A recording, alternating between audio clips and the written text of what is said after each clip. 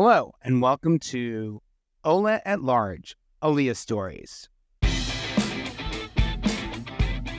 This is David Levine, and this is my podcast about my journey to becoming a citizen of Israel, and it will also be about other people making their journeys on becoming a citizen of Israel and making Aliyah. First off, let's kick off with some definitions. An Oleh is an immigrant, someone who is moving to Israel. And Aliyah is the process of making immigration to Israel. So that's what I am. I am a Oleh, and I am in the process of making Aliyah to Israel at the current time. So this podcast is going to be about my becoming a citizen in Israel and chronicling the journey and sharing some insights and some tips for anyone who might be thinking about it. And also just to keep folks informed about what's going on. Once I get there, I'll also be hopefully speaking to other people who have made the journey to hear how their experience has been and is going. So, a bit about me. I've been a citizen of some of the biggest cities in the world.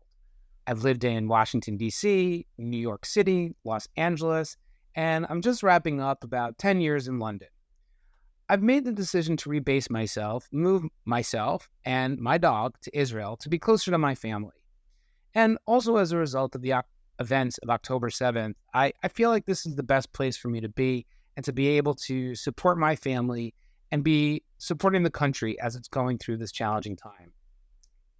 These initial episodes will be about the process of making Aliyah, all the different steps that need to be taken. As we get further in the podcast, I'll be inviting some guests along to share more information about the process and also to get their take on their experiences. Before I get into it, I thought, for those of you who don't know me or don't know me very well, it might be helpful to understand a little bit of my background so you understand why I'm doing this and why I'm making some of the choices that I'll be making through the process. I was raised in a modern Orthodox Jewish family on Long Island, New York, and all growing up, particularly in college, I remember people would ask me, what political party was I brought up in? How did I grow up on Long Island? Was I a Democrat or a Republican? What was my family? What were my parents? And I would always say, my parents are Zionists. They voted what was best for Israel. That's how I grew up. And by the time I was 20, I had been to Israel a number of times. 2 summers with a sleepaway camp, 1 extended trip. My sister made Aliyah with her family around 20, 30 years ago. So my parents, who were in New York, were going back and forth from New York to Israel to visit them quite a lot over the years. They had bought property there so that it was easier for them to be there. I graduated from law school and moved to New York. My brother was living in New York with his wife and his family. I was in New York for about 9 years, and then I moved to Los Angeles, and I was there for about 9 years. And throughout that period, my parents were going back and forth quite a lot from New York to Israel to visit my sister and her family. And at a certain point around 2013, they decided that they wanted to move to Israel full-time and make Aliyah. They wanted to be in a better climate. They wanted to also be in the Jewish homeland, and they wanted to be able to spend more time with my sister and her kids. So I was all the way out in Los Angeles, and I felt very distant to where my family was going to be. I always describe it as the center of our gravity of our family moved, with my parents moving to Israel, moved from New York to Israel. And I was very lucky at the time. I was working for the Walt Disney Company, and an opportunity arose to be able to move myself from Los Angeles to London. Actually, I should say the company moved me. I didn't do that much packing, actually. It's pretty great.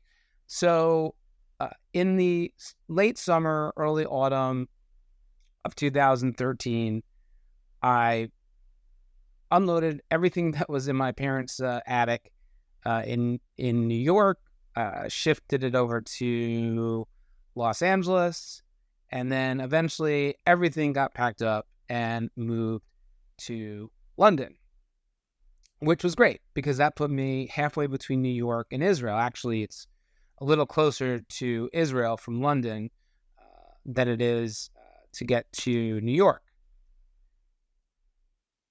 Once I moved, unfortunately, my dad became ill, and it necessitated my coming to Israel quite a lot, particularly in the first 6 to 9 months. So from November 2013 to March 2014, I was back and forth quite a bit. My boss, Trisha, was very understanding, thankfully. And in that time, and then in the years that followed, I really became to love being in Israel. I loved spending time with my sister and her family, enjoying the great climate, enjoying the great food. And I decided at that point that eventually I wanted to move there. Around 2017, I started looking for apartments. I actually have a string of texts going that far back with a particular realtor who was very, very patient and was showing me around to different apartments back in 2017. I decided not to make the plunge then. After 2017, I began to think about how I could actually make the move to Israel on a full-time basis. So as an executive in the entertainment and media industry, of course, I looked to find out what the industry was like. So many of you might be aware of some of the great TV shows that have been exported from Israel around the world. Homeland, back in the day, that was on Showtime for many seasons. That's one of the ones that started out as a TV show in Israel. Fauda is another great example, show of multiple seasons on Netflix. And so I thought all of that would mean that there would be great opportunities for me as well. Well, not really. Didn't really turn out that way in terms of what I had found out.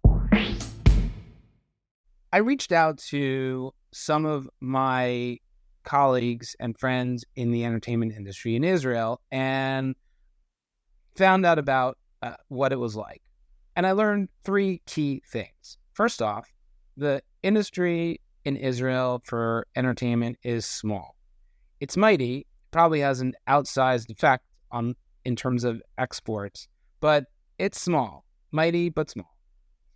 The second is everybody knows each other, and it tends to be fairly insular.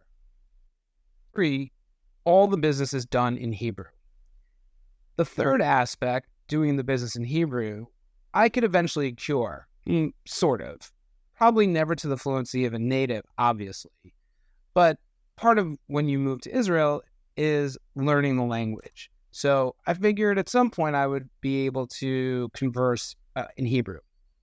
But the other 2 aspects were really outside of my control. So I was resigned to the fact that if I was going to make Aliyah and move to Israel, then that would be the moment I would be leaving my entertainment career behind and moving on to do something else. I figured I would ride my entertainment career train as long as I could in London, and when that came to its end, I would make the move. Between 2017 and 2020, I continued to make contacts in Israel and had the opportunity to work closely with a number of different folks. I had an opportunity to mentor animation studios as part of the Hop, Skip, and a Jump animation festival. And so I was able to make some contacts in Israel over the years. 2020 comes around with COVID, and I began looking again because I didn't love how I was unable to come visit my family without a passport. I thought that would be a good time to try and find a place. The other big change that starts coming with 2020 is, of course, everybody is able to work from anywhere with all the remote technology.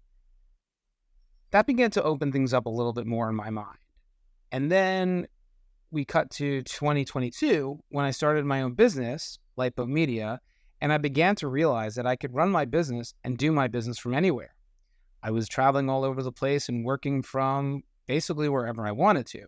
So why couldn't I work from Israel and base myself there? and be closer to my family. Then October 7th comes around, and I find myself coming back and forth to Israel to support my family, to volunteer. And on one of the return trips back to London, I just felt like it was the time to make the move and take the plunge and move to Israel. It took me a little bit of time to get my head around it, but by the end of the year, I had made the decision and started to put all the various wheels in motion to make the move. So that's where I am today, and that's where we are when we're starting off this podcast series, in the process of making the move.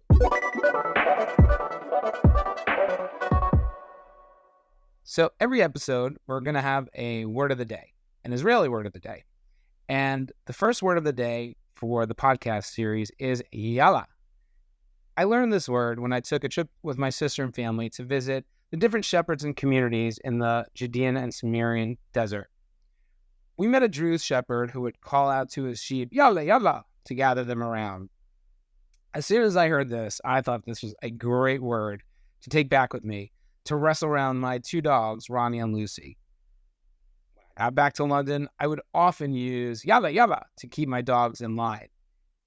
I will admit it was sometimes a little surprising to my neighbors to have someone who didn't look like they would usually use the word yalla in Arabic in the middle of West London. But it is a very useful word. It can be used for dogs. It can be used for children. It can be used for all sorts of things to get together. I encourage you to use the word yalla to gather things around as you need to. Thanks so much for listening. I hope you enjoyed the podcast, and subscribe and keep listening to my Aliyah journey. Next episode, I'm going to talk about the different options to make Aliyah and how you can approach it. In future episodes, I'm going to have representatives from some of the Aliyah organizations, my real estate agent, my lawyer, hopefully, if he doesn't charge me, and all to be able to give you some tips, some inspiration to make the plunge yourself, or just follow along in my journey. Hope you can join me. Please come back. This has been a Delit production for Late Boat Media. Thank you.